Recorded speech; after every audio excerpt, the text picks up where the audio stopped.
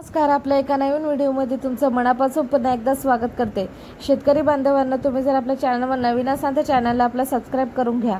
शेतकरी बांधवांना, आता आपल्याला कळवण्यात आलेलं आहे की पीक विमा शेतकऱ्यांना सरसकट जाहीर करण्यात आलेला आहे। कापूस आणि सोयाबीन याबद्दलचा पीक विमा शेतकऱ्यांना मिळणार आहे। तो कोणत्या उर्वरित शेतकऱ्यांना पीक विमा हा मंजूर करण्यात आलेला आहे आणि किती हेक्टरी आहे, ही सगळी अपडेट आपण या ठिकाणी जाणून घेणार आहोत। त्या अगोदर चॅनलवर नवीन असाल तर चॅनलला सबस्क्राइब करून घ्या। नमस्कार शेतकरी बांधवांना, कृषी मंत्री धनंजय मुंडे यांनी दिलेल्या सूचनेचे तंतोतंत पालन बीड जिल्हा प्रशासनाने केलेले दिसत आहे। बीड जिल्ह्यातील एकूण 87 मंडळात जवळपास 25% अग्रमी सरसकट पीक विमा मंजूर करण्यात आलेला आहे। तातडीने पीक विमा आपल्याला याबाबत अग्रमी पीक विमा वितरणाचे निर्देशही मिळतील।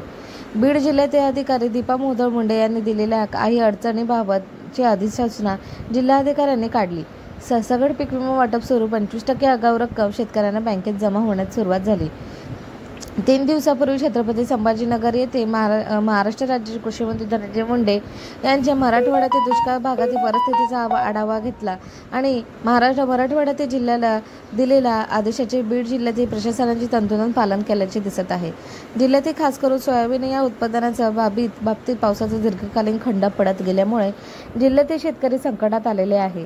सगळ्या 11 बीड जिल्ह्यातील तालुक्यांमध्ये पावसाचा खंड पडल्यामुळे दुष्काळ सदृश परिस्थिती निर्माण झाली आहे। राज्यातील कृषी मंत्री धनंजय मुंडे यांनी तातडीने अंतिम दिलासा म्हणून बळीराजाला अग्रमी सरसकट पीक विमा वाटप लवकरात लवकर मिळवून देण्यासाठी 7 दिवसाच्या आतमध्ये महसूल विभाग, कृषी विभाग तसेच पीक विमा कंपनीने एकत्रितपणे सर्व करून लवकरात लवकर अहवाल सादर करावा, तसे अग्रमी पीक विमा देण्याचे निर्णय घ्यावा, असे निर्देश कृषी मंत्री धनंजय मुंडे यांनी आपल्याला अपडेट देण्यात आले आहे।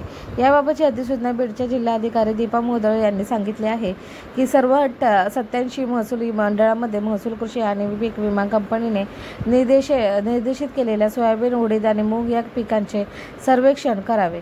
तसेच या सर्व महसुली मंडळामध्ये पावसाचे प्रमाण खूप कमी असल्यामुळे संभाव्य शेतकऱ्यांचे नुकसान हे सरासरी उत्पन्नाचे 50% जास्त असल्या कारणामुळे शेतकऱ्यांना जिल्ह्यातील 87 महसूल मंडळातील सोयाबीन, मूग आणि उडीद उत्पादक शेतकऱ्यांना 25% अग्रमी पीक विमा धनंजय मुंडे यांच्या या तातडीने निर्णयामुळे 1 महिन्याच्या आत मिळणार आहे, आता निश्चित झालेला दिसत आहे। अशा ठिकाणी काळाचा निर्णय की जिल्ह्यातील शेतकऱ्यांना एक मोठा दिलासा ठरणार आहे, असं बोलत आहेत। तुम्हाला ही माहिती आवडली असेल, आवडल्यास व्हिडिओला नक्कीच लाईक करा, जितकं शेतकऱ्यांना शेअर करा। या व्यतिरिक्त अजून काही नवीन अपडेट आली नक्कीच तुमच्याशी शेअर करण्याचा प्रयत्न करू।